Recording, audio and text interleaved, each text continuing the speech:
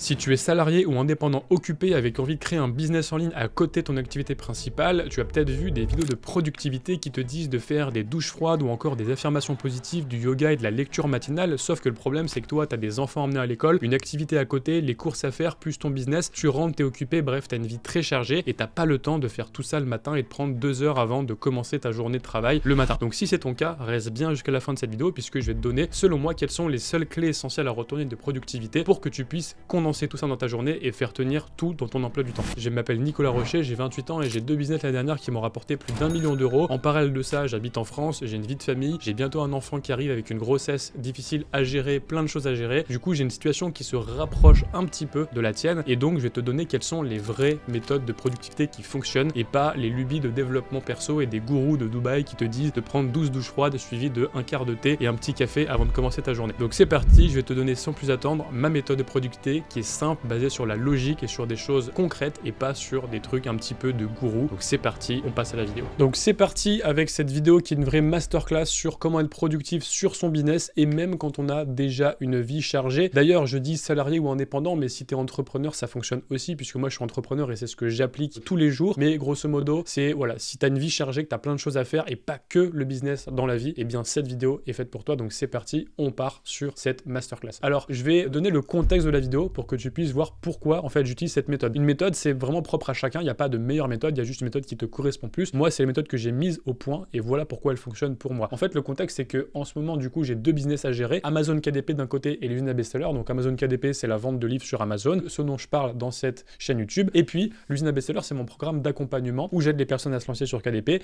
et du coup, j'en parle aussi sur cette chaîne YouTube et j'en fais la promotion. Donc vraiment, j'ai 2 choses à gérer et ça fait beaucoup de choses à gérer d'avoir en fait 2 business avec la création de contenu qui va avec, etc. Deuxième chose, c'est que en parallèle, je fais pas mal d'immobilier. Typiquement, cette année, j'achète 2 appartements et je vais continuer à en acheter massivement. Donc, je fais pas mal d'immobilier puisque je réinvestis quasiment tout l'argent des business dans l'immobilier. Donc, ça prend du temps. Et également, j'ai un bébé qui arrive avec une grossesse compliquée au moment où je tourne cette vidéo. A priori, tout va bien. Mais en tout cas, beaucoup d'aléas, beaucoup de choses, etc. Et typiquement, en ce moment où je tourne cette vidéo, je peux travailler que le matin ou le soir. Là, on voit, il fait nuit. Et donc, soit je travaille très tard, soit je travaille le matin. Et tout le reste de la journée, c'est occupé avec plein d'urgences. Donc, j'ai pas 8 heures ou 10 heures ou 12 heures par jour à travailler comme certains. Donc vraiment tout ça je le fais en condensant au maximum ce que je fais. Du coup c'est juste pour te donner en fait un peu le contexte de légitimité de cette vidéo, même si peut-être tu as une vie encore plus chargée que la mienne, mais en tout cas j'ai déjà une vie assez chargée. Donc j'ai pu tester les principes de cette vidéo en situation critique entre guillemets et c'est pour ça que je pense que ça fonctionne. Du coup je vais te faire quelques disclaimers pour te mettre encore plus de contexte avec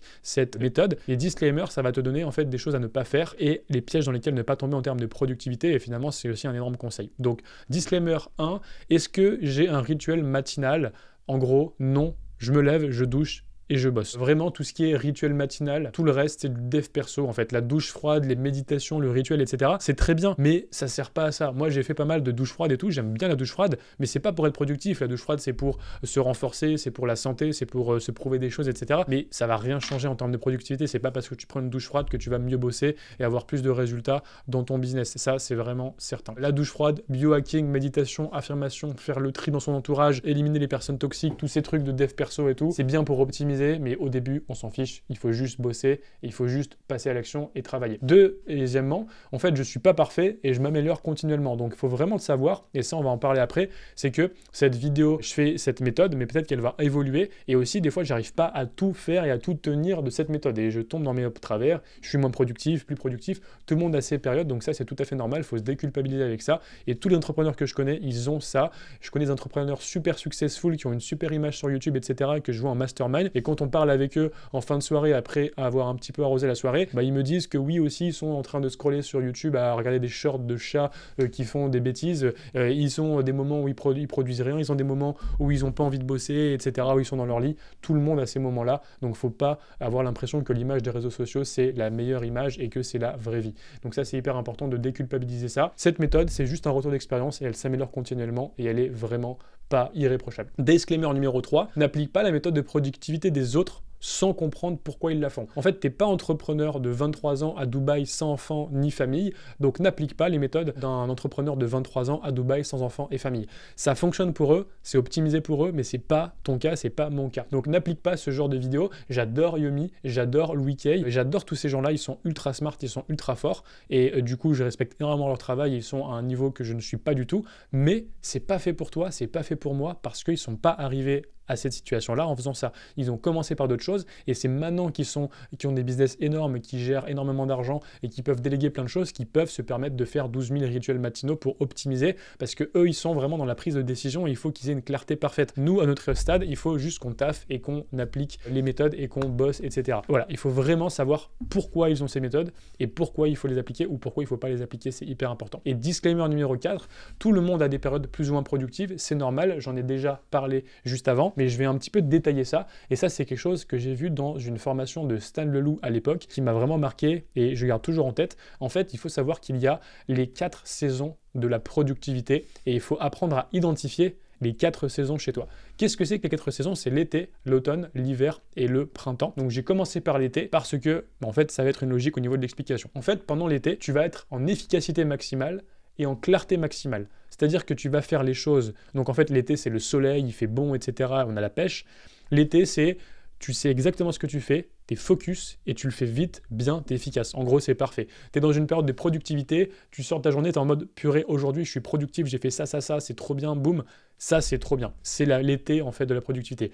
Le truc, c'est que ça ne dure pas tout le temps.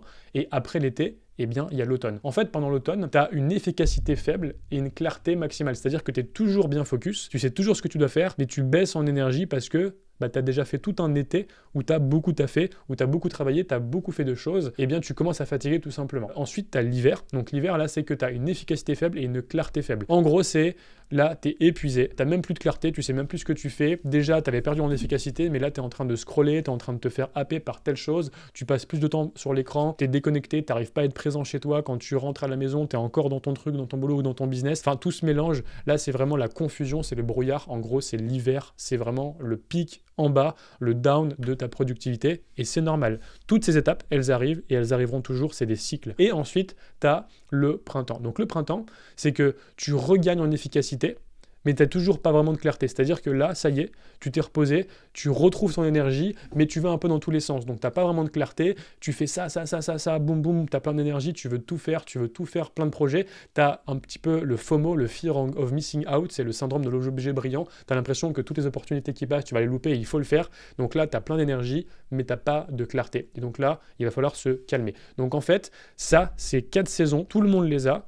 C'est des cycles, parfois elles durent plus ou moins longtemps, parfois tu as un été qui va durer 1 mois et puis après tout va s'enchaîner en quelques jours, parfois c'est plus long, parfois ça fait pendant 3 semaines, tu es en plein hiver et du coup tu n'arrives pas à sortir de l'eau. C'est normal, il faut apprendre à détecter ces patterns et il faut apprendre à prendre des décisions quand ça arrive. Et ça m'a vraiment énormément aidé. Et donc qu'est-ce qu'il faut faire à chaque saison? Eh bien quand tu es en été, profites-en. Tu es au maximum de ta productivité, ta clarté, donc taf. Et voilà, essaye vraiment de ne pas trop partir en vacances, de ne pas trop avoir de plaisir, etc. Parce que c'est le moment où tu dois tout donner et il faut en profiter, ça va terminer, tu sais que ça va un moment s'arrêter. Automne, il faut que tu fasses le bilan. Quand tu commences à voir ton énergie qui baisse, tu sais que tu as un peu tiré sur la corde, que très vite il va y avoir l'hiver. Donc là, c'est bien de faire le bilan de qu'est-ce que tu as fait, qu'est-ce qui n'a pas marché pour prévoir la saison suivante. Donc un petit peu, voilà, ça a marché, ça n'a pas marché. Et quand tu as encore un peu d'énergie et de clarté, faire le bilan pour analyser ce que tu as fait. Pendant l'hiver, en gros, tu sais pas ce que tu fais et tu n'as pas d'énergie. Ça sert à rien de forcer, il faut juste se reposer, prendre du repos, donc faire une pause, moins travailler, partir en vacances, etc. Il faut accepter que ça ne sert à rien de taffer dans cette période-là. Donc là, il faut juste se reposer pendant l'hiver. Et ensuite, tu vas regagner de l'énergie, mais là, il va falloir en fait vraiment prendre du recul sur ton business parce que tu vas avoir plein d'énergie qui revient, tu vas avoir envie de tout faire, mais ça c'est un gros piège. Tu as beaucoup d'énergie, mais tu as peu de clarté, donc il faut prendre du recul et prioriser et regarder le bilan que tu as fait pendant l'automne. Maintenant que tu as les batteries qui sont rechargées, tu vas replanifier tout ça, tu vas attendre que ça passe, ok, tu gagnes un petit peu en clarté et là tu vas retourner sur une saison d'été. Donc ça revient toujours, ça c'est un truc, quand j'ai compris ça, tout est allé mieux parce que tu déculpabilises, quand tu sais que tu es dans une saison, tu déculpabilises, quand tu sais que tu es dans une bonne saison, tu mets un petit peu les watts et tu vas plus loin. Donc vraiment, voilà, tout le monde rencontre ça et il faut vraiment que tu aies ça en tête. Donc j'espère que déjà ça t'apporte pas mal de valeur. Donc maintenant, quelle est la fameuse méthode que j'ai développée et en tout cas que j'appelle ECT. Donc c'est les seules choses à avoir pour être productif. La première chose, c'est d'avoir le bon environnement. Donc E comme environnement, c'est-à-dire d'être dans le bon contexte pour pouvoir déployer la méthode. Donc qu'est-ce que tu vas faire? Déjà, tu vas couper les notifications, ça c'est hyper important, c'est vraiment une règle de base. On passe en moyenne 5 heures par jour sur les écrans, donc tu vas définir des temps d'écran, tu vas couper toutes les notifications non importantes. Moi sur mon téléphone, j'ai uniquement les notifications de paiement, parce que j'aime bien, ça me fait un peu de dopamine et j'aime bien avoir des paiements dans mon business, et puis du coup c'est une récompense, c'est pour mon circuit de la récompense, et aussi les notifications WhatsApp et les messages importants, c'est tout. J'ai pas les mails, j'ai pas toutes les notifications de Deliveroo, de je sais pas quoi, tout ça c'est coupé, j'ai aucune notification, j'ai juste ça. Et ça pollue moins la tête. Quand tu travailles, tu te mets en mode avion et tu n'as pas de notification. Et aussi, j'ai défini des temps d'écran, c'est-à-dire que par exemple, j'ai pas le droit d'aller plus que 15 minutes par jour sur Instagram, parce que sinon, c'est très vite d'aller, hop, Insta, boum, je regarde des shorts et j'ai passé 40 minutes. Donc non seulement tu perds du temps, mais ensuite tu perds aussi en dopamine et du coup tu perds en focus et quand tu travailles moins bien. Donc bref, en gros, ok, un petit plaisir par jour, l'idée c'est pas de tout couper, mais 15 minutes maximum, ça suffit. Donc ensuite, le bon environnement, qu'est-ce qu'il faut faire? Il faut segmenter le lieu de travail et le lieu de vie privée. Ça, c'est hyper important. J'ai tout testé. J'ai testé de travailler dans des cafés, chez moi, avec un super bureau. J'ai testé de travailler dans des coworking. Et là, j'ai un bureau qui m'appartient, qui est loué et où je peux venir 24 heures sur 24, 7 jours sur 7. C'est privé, c'est fermé. Et du coup, je travaille super bien. Donc, j'ai tout testé. Et le mieux, c'est cette situation aujourd'hui. Pourquoi? Parce que quand je suis là, en fait, j'ai calibrer mon cerveau à travailler. Quand je suis ici, en fait, je bosse et je fais absolument rien d'autre. Ici, je fais pas je regarde pas de film,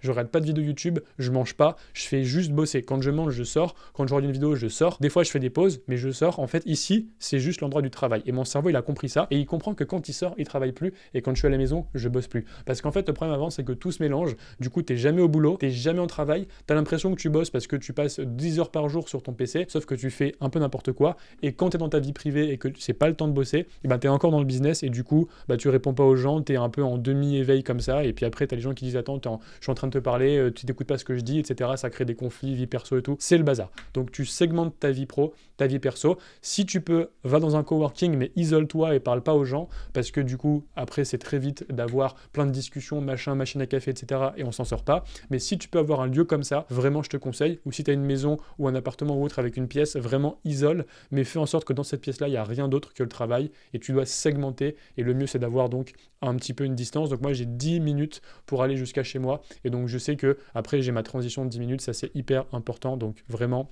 game changer d'avoir un lieu privé. Donc voilà, comme je te disais, sinon le travail ne finit jamais, tu vas pas te concentrer sur les choses essentielles et tu vas vite tomber dans l'automne puis l'hiver, épuisement puis sursollicitation et puis ne pas être là présent dans ta vie en fait si tu n'as pas de segmentation. Et puis l'autre chose pour avoir un bon environnement, c'est de savoir dire non aux sollicitations qui sont non alignées avec ton objectif. Si aujourd'hui tu veux réussir sur Amazon KDP comme c'est le cas de la plupart des gens sur cette chaîne, si tu veux réussir dans le business, eh bien il faut faire des efforts, il faut travailler et du coup il faut savoir dire non. Si tu vas tous les jours voir des personnes, si tu vas tous les week-ends avec tes amis, si tu regardes la télé tous les soirs, etc., que tu te formes pas, tu pourras pas réussir à atteindre tes objectifs. Donc il faut vraiment savoir dire non. Et oui, tous les jours, toutes les semaines, j'ai des sollicitations, des invitations à aller à des repas, etc. Et la plupart du temps, je dis non. Et je dis oui de temps en temps parce que ça me fait du bien, mais par défaut, je dis non. Donc vraiment, il faut savoir ce que tu veux et il faut savoir dire non parce que personne ne le fera à ta place. Et si tu es sollicité de l'extérieur, tu pourras jamais réussir à être bien à l'intérieur. Donc vraiment, c'est hyper, hyper important. Donc maintenant que tu as fait tout ça, si tu respectes ces principes, c'est même pas une méthode, c'est juste des principes,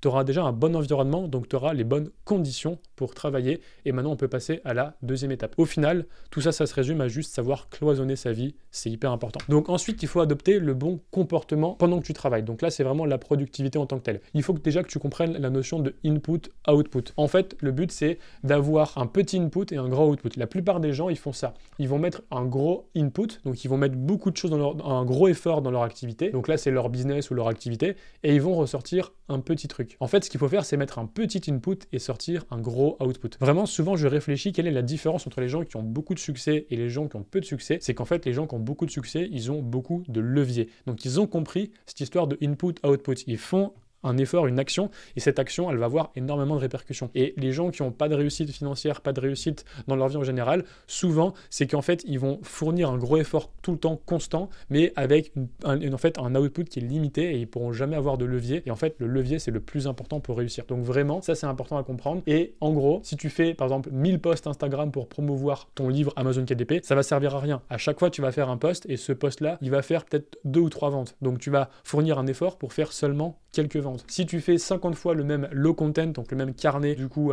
sur Amazon KDP, et bien en fait tu vas faire 50 fois la même chose en espérant que ça marche. Ça sert à rien parce que tu perds ton temps et à chaque fois tu vas faire un livre, donc tu vas produire un nouveau carnet pour faire quelques ventes et le livre va jamais devenir best-seller. Si tu es en train d'optimiser ta description et tes catégories pour ranker, alors que c'est pas une niche qui fonctionne et que c'est une niche qui est pas data first, et bien tout simplement tu vas passer du temps sur quelque chose qui n'a pas de levier, qui n'a pas d'impact. Donc ça c'était des exemples KDP parce que je parle de KDP sur cette chaîne, mais les exemples c'est un peu les mêmes dans les autres business. Au contraire, si tu mets un petit input avec un grand output, c'est par exemple si tu te formes à la création de couvertures et que tu crées des magnifiques couvertures, bah ça c'est 3/4 de la vente. Donc tu vas faire une action qui est de te former, créer une couverture une fois correcte et derrière ça va te créer plein de ventes et ça va te générer des milliers d'euros. Donc ça a un gros output. Si tu apprends à lancer des publicités et à optimiser tes publicités, tu vas lancer une publicité bien construite et optimisée qui va peut-être te rapporter des milliers d'euros sur plusieurs mois. Donc tu fais un effort, un input et tu auras un gros output. Et pareil, si tu as une niche qui fonctionne très bien pour toi, tu as créé un best-seller dans ta thématique, et bien si tu veux recréer un nouveau livre dans la même thématique, dans la même collection, et bien tu as déjà le marché qui est prouvé, tu connais ton marché, tu sais déjà que ça fonctionne, donc tu vas avoir plus de résultats. Alors que si tu vas dans une nouvelle niche que tu ne connais pas, et bien en fait tu as encore le risque d'avoir un gros input, d'investir beaucoup dans cette nouvelle thématique et avoir un output qui est assez faible, c'est-à-dire de ne pas avoir de résultats. Donc vraiment, toutes les actions que tu dois faire, elles doivent respecter ce schéma. Petit input, gros output, c'est hyper important. Donc ça va avec ce qui est vraiment précédemment ce que j'ai dit, mais il faut toujours appliquer la loi de Pareto. Donc la loi de Pareto, c'est juste qui dit que 20% de tes efforts vont produire 80% de tes résultats, et 80% de tes résultats, eh bien, vont produire rien du tout. 80% de tes efforts, pardon, vont produire rien du tout. Donc ça va avec ce qui précède. Toujours avoir en tête input, output, parce que c'est de ça dont va découler la loi de Pareto. Il faut que tu retiennes juste 3 choses. Fait est mieux que parfait. Il faut arrêter d'être perfectionniste. Si aujourd'hui tu as un job salarié ou indépendant, que tu as une activité, que tu veux te lancer sur KDP en 1 à 2 heures par jour, tu n'as pas le temps de tout faire 100% parfaitement bien. Et c'est pas grave, on ne demande pas ça.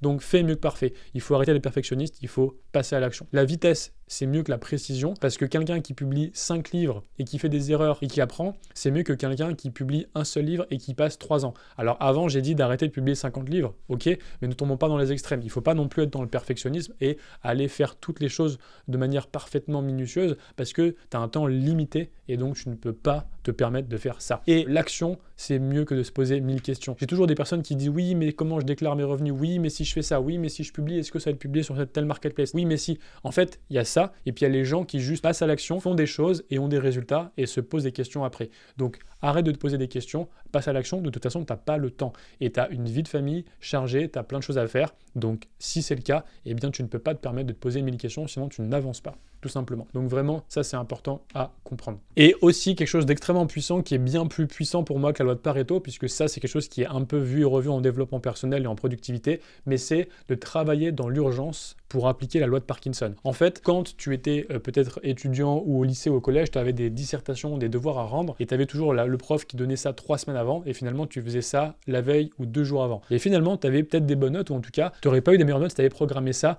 2 mois avant. En fait, l'idée c'est qu'une tâche, elle prend le temps qu'on lui donne. Si tu as beaucoup de temps, tu vas prendre du temps à le faire. Si tu as peu de temps, tu vas prendre juste le temps dont tu as besoin. Et ça, c'est hyper important. Et du coup, c'est vraiment ce schéma. Une tâche, en fait, plus on a de temps pour la réaliser, plus on prend de temps à la réaliser. Et c'est vraiment ce schéma. Donc, une deadline courte, ça va te permettre de faire un gros effort, une grosse rapidité. Et une deadline longue, ça va juste t'étaler dans le temps. C'est pour ça que dans les métiers où il n'y a pas du tout de paiement à la performance, qu'il n'y a pas de deadline, etc., eh bien on a des choses qui traînent, on a de la bureaucratie, etc. Alors que les métiers où il y a vraiment des deadlines, des gros objectifs, une pression, eh bien ça file droit et ça fonctionne. Et donc vraiment, il faut que tu t'auto-imposes une pression et une deadline courte. Et c'est pour ça que si tu as un temps limité à consacrer par jour, 1 à 2 heures par jour, eh bien c'est très bien et tu auras des excellents résultats, comme par exemple Fabien qui s'affiche ici. Fabien, il était ingénieur, il a 2 enfants, il s'est lancé sur KDP en 2 heures par jour et il a créé un livre qui lui a rapporté 2000 € par mois au bout de 3 mois parce qu'il avait un temps imparti et il s'est consacré uniquement sur l'essentiel. Si tu as toute ta journée, en fait, tu vas juste étendre toutes les possibilités sur ta journée et tu vas rien faire de très concret. Donc vraiment,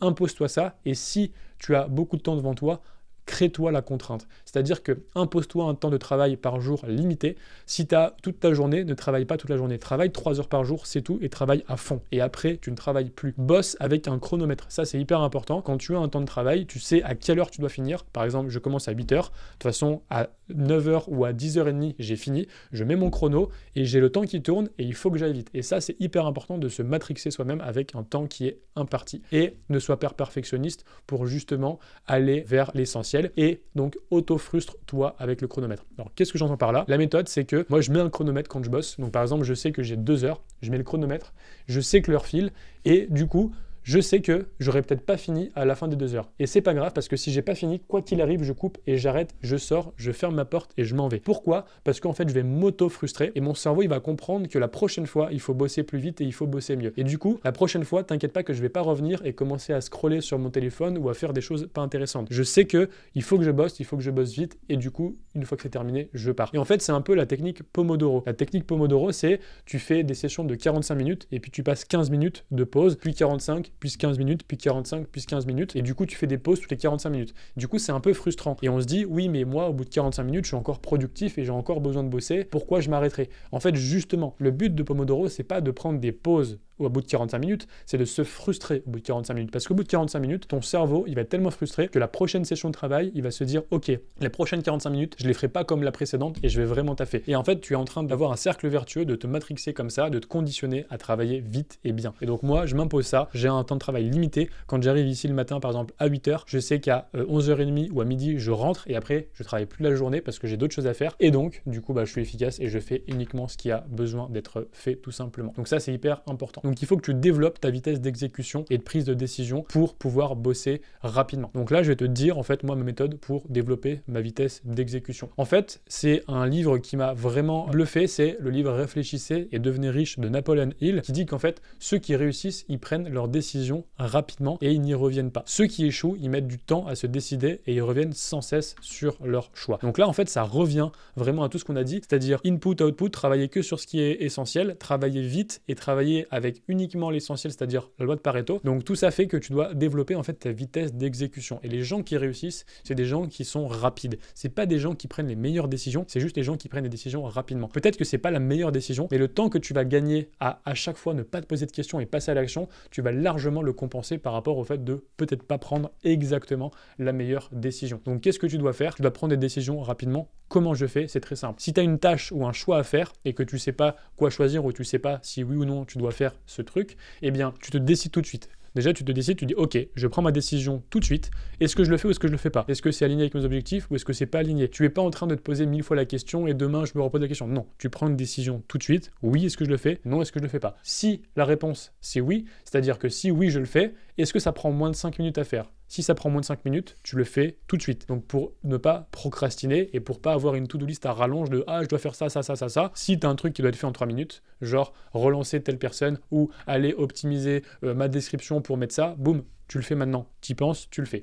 Et par contre, si ça te prend moins de 5 minutes, c'est-à-dire que c'est un peu plus long, c'est une tâche plus profonde, eh bien tu le mets dans une to-do list et là, juste après, reste bien puisque je vais te partager mon modèle de to-do list qui est ultra puissant, qui permet de ne rien avoir dans la tête, de tout poser sur le papier, mais sans tomber dans une to-do list à rallonge avec des deadlines, avec des trucs compliqués qui rajoutent encore plus de brouillard à tout ça. Donc vraiment, cultive ta vitesse d'exécution, prends des décisions tout de suite, si ça met moins de 5 minutes, tu le fais, et si ça met pas moins de 5 minutes, tu le mets dans ta to-do et je m'aperçois que j'ai juste ma tête qui était ici, que je vais mettre là parce qu'elle gênait, donc là on a to-do ici. Et donc maintenant, ce que je vais te faire, c'est justement te partager mon système de to-do list, puisque du coup, dans cette vidéo, on a vu qu'il fallait avoir le bon environnement, donc je t'ai expliqué comment avoir le bon environnement de travail. Ensuite, je t'ai expliqué comment avoir le bon comportement, c'est-à-dire comment te comporter quand tu travailles, aller vite, t'auto-matrixer à bosser dans l'urgence et en rapidité, prendre des décisions rapidement, Pareto, input, output, donc ça, c'est vraiment le mindset que tu dois avoir. Avant, c'était l'environnement, le contexte, ensuite, c'est le mindset, et maintenant, c'est l'outil. Quel est l'outil que tu dois avoir pour, justement, prendre des décisions rapidement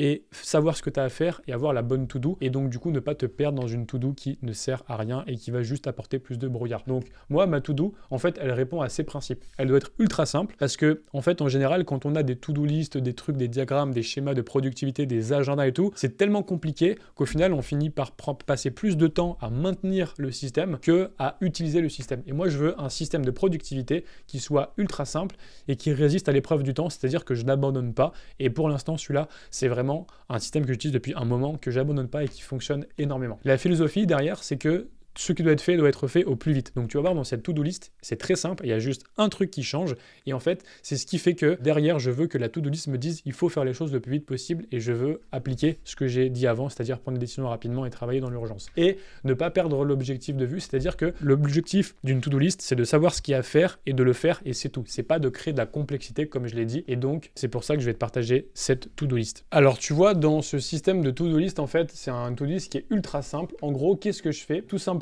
j'ai une to-do list sur Notion, donc c'est juste une liste, une base de données que j'ai créée. Et en fait, dans cette base de données, il y a plusieurs éléments, mais il n'y a pas beaucoup d'informations. Tu vois, j'ai pas 10 000 catégories, etc. Donc en gros, je vais juste mettre ma liste, ma tâche. Par exemple, admettons, je dois, je sais pas, rédiger le prochain livre. Donc rédiger le prochain livre, dès que je commence, elle va être en état non commencé. Ensuite, je vais mettre la catégorie parce que là, j'ai plusieurs catégories selon les business. Donc moi, j'ai mon business KDP, j'ai mon business de formation, j'ai l'immobilier, j'ai ma vie perso, etc. Donc là, je vais pas dérouler cette to-do list parce que du coup, ça révèle un peu des choses confidentielles sur ma vie. Mais en gros, j'ai juste catégorisé mes tâches. Donc ça, voilà, juste tu mets une catégorie. Ensuite, une tâche peut être terminée ou elle peut être pas terminée. Donc quand elle va être terminée, je vais mettre OK. Je vais mettre un lien utile. Par exemple, admettons si je dois rédiger le prochain livre, peut-être que j'ai le lien vers le manuscrit du prochain livre. Donc là, je vais mettre le lien vers le prochain livre, c'est tout. Et ensuite, eh bien, quand elle va être créée, en fait, il va être à faire depuis quand. Donc en fait, elle va être créée aujourd'hui. Et là, j'ai une grosse formule qui va en fait me mettre le nombre de jours à partir de quand elle a été créée et à partir de quand elle doit être faite. Donc tout ça pour dire que finalement, j'utilise jamais en fait ce système directement. J'ai deux boutons, donc j'ai soit des tâches à faire pour aujourd'hui, soit des tâches à faire pour plus tard. Par exemple, si j'ai une tâche à faire pour aujourd'hui, donc ça va m'ouvrir la tâche, donc je vais mettre rédiger le prochain livre. Donc là, je vais mettre dans la catégorie, voilà. Là, je vais mettre le lien vers le prochain livre. Et puis là, je vais tout simplement faire OK. Et là, en fait, cette tâche-là, elle va être créée avec la date du jour aujourd'hui à faire à partir du 4 février. Donc on est le 4 février 2025. Et en fait, qu'est-ce qui va se passer? C'est que si par exemple j'avais créé cette tâche avant-hier, en fait elle aurait été créée avant-hier ici.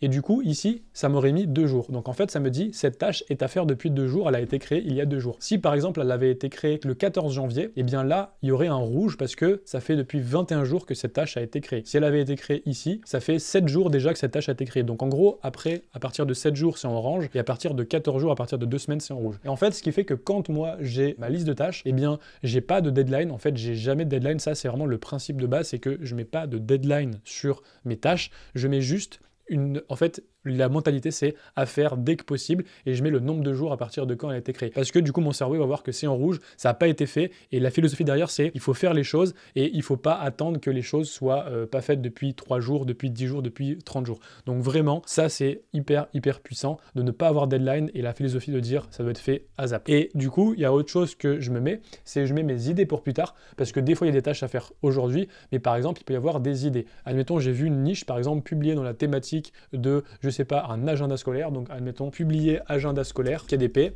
Donc là, on est en février, donc c'est plutôt quelque chose qui est à faire, par exemple, en mai, juin pour l'été. Donc là, je vais mettre ça, je vais mettre le lien utile, blablabla.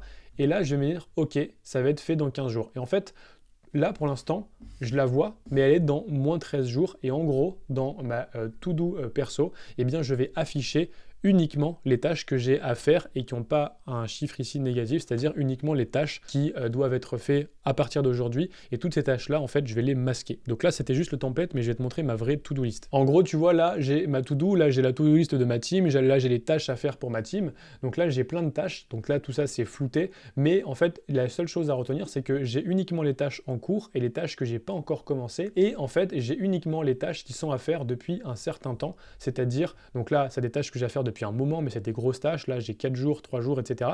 Mais j'ai pas les tâches à faire, en fait, depuis, par exemple, que je vais mettre pour plus tard. Et donc, du coup, toutes les idées, en fait, je vais les mettre pour plus tard. Et toutes les tâches pour aujourd'hui, je vais les mettre pour aujourd'hui. Et la philosophie, c'est que les petites tâches, je les fais rapidement. Et les tâches à faire pour plus tard, ben, je les mets pour plus tard et elles vont apparaître comme ça. Donc là, j'ai forcément des tâches qui sont là depuis par exemple 2 mois, mais elles sont souvent en cours. C'est typiquement tourner un gros module de formation où ça va être par exemple finir l'écriture d'un certain livre, etc. Donc c'est des tâches qui mettent du temps, mais ça après, moi je les ai par mes catégories. Mais en gros, la philosophie derrière, c'est de faire ce qu'il y a à faire tout de suite. Donc voilà, je t'invite déjà à avoir ces 3 grands principes, avoir le bon contexte, donc c'est-à-dire le bon environnement, ensuite d'avoir le bon comportement, c'est-à-dire la prise de décision rapide, de passer à l'action, d'avoir la notion d'input, output et de loi de Parkinson, donc de travailler dans l'urgence.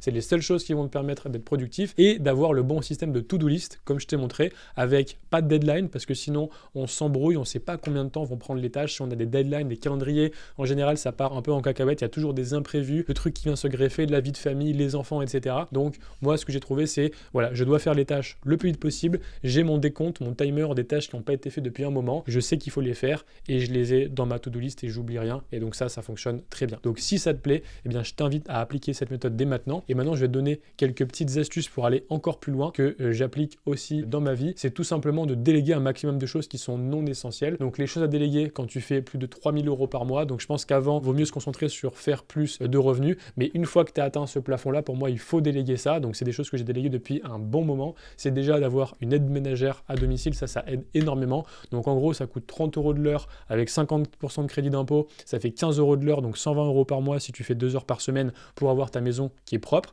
Moi, j'utilise aussi les chèques CESU. Si tu as une SAS ou si tu es entrepreneur avec une société, tu peux avoir jusqu'à 2421 € par an payés par ta boîte de chèques CESU qui vont te permettre d'avoir une aide ménagère. Donc moi, j'utilise le service domiserve.com pour avoir ces chèques CESU. Ça, c'est game changer depuis le moment où j'ai pris une aide ménagère. Tu n'as plus de ça à penser, je peux beaucoup plus travailler. Et en fait, pendant les 2 heures où la personne fait le ménage, ben moi, pendant les 2 heures, je peux travailler et avoir un impact sur mon business, avoir un levier. Donc c'est toujours la notion d'input, output.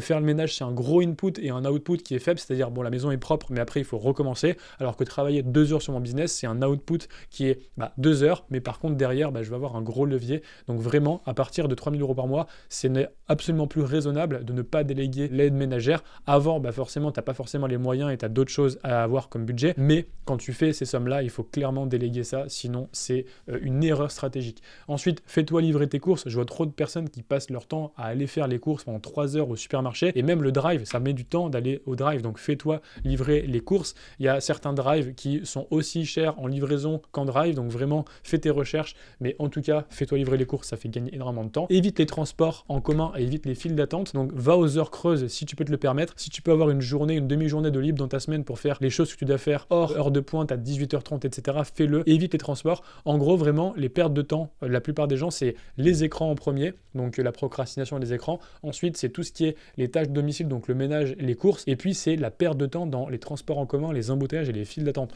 Donc déjà, si tu résous ça, tu vas gagner des heures par jour dans ta journée. Donc moi, personnellement, je fais très peu de trajets. Dès que je peux les faire, soit je les fais en heure creuse, pas en transport en commun. Et si ce n'est pas possible, là, je les fais en Uber parce que ça va beaucoup plus vite. Et même si ça coûte un peu d'argent, c'est quelque chose que j'ai rentabilisé très rapidement. Et bientôt, c'est un truc que je compte faire, c'est de prendre un cuisinier qui fait du batch cooking, donc c'est-à-dire qui vient 2 ou 3 heures en début de semaine. Ça coûte à peu près la même chose qu'une aide ménagère, donc 60 € par semaine, après crédit d'impôt. Et du coup, la personne, elle fait toute la cuisine pour les jours de la semaine, du lundi au vendredi. Elle fait des boîtes, des tupperwares dans le frigo, et ensuite, il y a à manger pour toute la semaine. Et quand tu as fait ça, tu as délégué tout, et tu peux le faire même en France avec le crédit d'impôt, avec les chèques CESU. C'est quelque chose que tu peux avoir en France. Ça demande un peu plus d'organisation, mais en tout cas, tu peux aussi avoir un certain niveau de service en France si tu t'y mets, si tu fais tes bonnes recherches. Tu n'auras pas le niveau de service à Dubaï d'avoir une maid qui fait tout. On n'en est pas là, mais en tout cas, tu peux déjà optimiser. Par contre, moi, je garde le week-end à manger, faire à manger pour moi parce que j'adore ça, j'adore faire à manger, ça me sort aussi du boulot et c'est pas quelque chose que j'ai envie de déléguer pour tout le temps. Donc voilà, je t'ai donné vraiment tout ce que je fais en termes de productivité. C'est une vidéo qui est longue, c'est une vraie masterclass, j'espère que ça t'a plu. Et le conseil global qui se détache de tout ça, c'est que oublie tous les hacks, oublie toutes les astuces, les douches froides, les trucs, les machins, les méditations, tout ça, c'est des gens qui ont déjà un niveau de réussite énorme et qui optimisent leur vie pour être dans le bien-être et pour avoir une vie vraiment équilibrée. Mais toi, au début, la seule chose que tu dois faire, c'est de taffer et de produire des choses et d'être efficace. Donc, élimine les distractions et le bon contexte, dis non aux sollicitations, prévois-toi des plages fixes et courtes pour travailler dans l'urgence avec les bons inputs et utilise une to-do list pour ne rien oublier et optimise un petit peu, délègue dans ta vie pour dégager du temps, pour travailler plus parce que quand même, plus tu travailles, plus tu produis aussi, il y a quand même une corrélation. Donc voilà, c'est vraiment le concept de la vidéo, reprends pas point par point, mais moi c'est vraiment ce qui m'a aidé, j'espère que ça t'a plu. Si c'est le cas, abonne-toi à cette chaîne YouTube, je te donne rendez-vous dans d'autres vidéos et je te dis à la prochaine.